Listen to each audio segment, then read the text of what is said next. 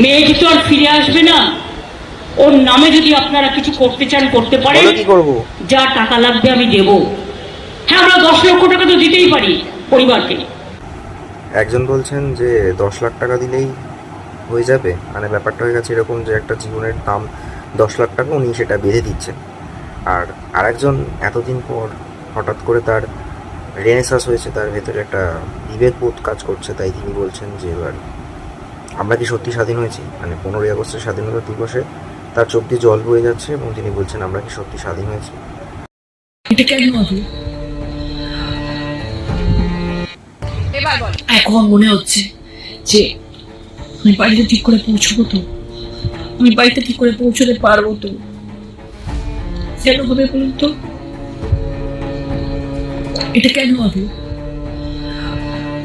দুটোই কন্ট্রাডিক্টরি হয়ে যাচ্ছে, মানে একজন বলছেন কি কাজ করতে লাগবে বলুন,